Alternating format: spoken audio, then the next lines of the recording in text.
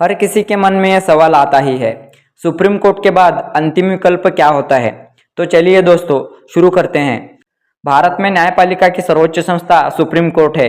किसी भी सिविल मामले में जब सुप्रीम कोर्ट अपना अंतिम निर्णय सुना देता है तब सामान्य न्यायिक प्रक्रिया का अंत माना जाता है। फिर भी न्याय के हित में संविधान और न्यायिक परंपराओं के अंतर्गत कुछ सीमित और असाधारण विकल्प उपलब्ध कराए गए हैं। इन विकल्पों का उद्देश्य यह सुनिश्चित करना है कि यदि न्याय में कोई गंभीर त्रुटि रह गई हो तो उसे सुधारा जा सके। सुप्रीम कोर्ट के निर्णय के बाद पहला विकल्प रिव्यू पिटीशन होता है। इसके अंतर्गत वही पक्षकार सुप्रीम कोर्ट से यह निवेदन कर सकता है कि वह अपने ही फैसले की पुनः समीक्षा करे। रिव्यू पिटीशन केवल विशेष परिस्थितियों में ही स्वीकार की जाती है, जैसे कि निर्णय में कोई स्पष्ट कानूनी भूल हो या कोई महत्वपूर्ण तथ्य अदालत के संज्ञान में न आ सका हो। यह याचिका सामान्य फैसले के 30 दिनों के भीतर दायर करनी होती है। यह अधिकार संविधान के अनुच्छेद 137 के अंतर्गत दिया गया है। यदि रिव्यू पिटीशन भी खारिज हो जाती है तब सिविल मामले में न्यायिक रूप से उपलब्ध अंतिम उपाय क्यूरेटिव पिटीशन होता है। क्यूरेटिव पिटीशन को सर्वोच्च न्यायालय द्वारा स्वयं विकसित किया गया है।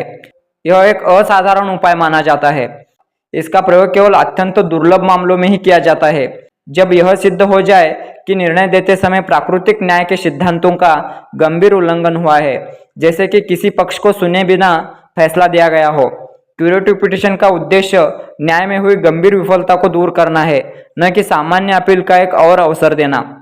यदि क्यूरेटिव पिटीशन भी अस्वीकार हो जाती है तो उस सिविल मामले में न्यायिक प्रक्रिया की पूरी तरह समाप्ति मानी जाती है। इसके बाद न तो किसी अन्य अदालतों में अपील की जा सकती है और न ही पुनः याचिका दायर की जा सकती है। सुप्रीम कोर्ट का निर्णय अंतिम और बाध्यकारी हो जाता है। इस चरण के बाद केवल गैर न्यायिक उपाय ही शेष रहते हैं, जैसे कि संबंधित कानून में संशोधन के लिए विधायक से मांग करना या भविष्य में समान मामलों के लिए नीति स्तर पर परिवर्तन का प्रयास करना। हालांकि इन उपायों से व्यक्तिगत मामले में प्रत्यक्ष राहत नहीं मिलती। सिविल मामलों में सुप्रीम कोर्ट के बाद विकल्प अत्यंत सीमित है। पहले रिव्यू पिटीशन और उसके बाद क्यूरेटिव पिटीशन ही अंतिम न्यायिक रास्ते हैं। इनका उद्देश्य केवल यह सुनिश्चित करना है कि न्याय में कोई गंभीर त्रुटि शेष न रह जाए। इसीलिए कहा जा सकता है कि सुप्रीम कोर्ट के बाद न्याय पाने का मार्ग संकरा अवश्य है, परंतु पूर्णतः बंद नहीं है। और जब कोई बड़ा क्रिमिनल केस हो, जैसे कि मर्डर, बलात्कार या देशद्रोह, ऐसे मामलों में जब सुप्रीम कोर्ट आरोपी को कैपिटल पनिशमेंट यानी मृत्युदंड की सजा सुनाती है, तब उसके पास अंतिम विकल्प होता है कि भारतीय संविधान के अनुच्छेद 72 के तहत राष्ट्रपति और अनुच्छेद 161 के तहत राज्यपाल के पास दया याचिका दायर कर सकता है।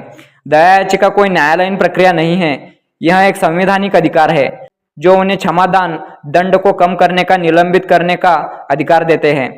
साथ ही दंड प्रक्रिया संहिता CRPC और नए भारतीय नागरिक सुरक्षा संहिता BNSS की संबंधित धाराओं जैसे BNSS की धारा 472 में भी इसका उल्लेख है, जो प्रक्रिया को परिभाषित करती है। दोस्तों वीडियो कैसा लगा कमेंट करके अवश्य बताएं और ऐसे ही इन्फॉर्मेटिव वीडियो के लिए चैनल को सब्सक्राइब कीजिए। मिलते हैं ऐसे ही अगले वीडियो में। धन्यवाद।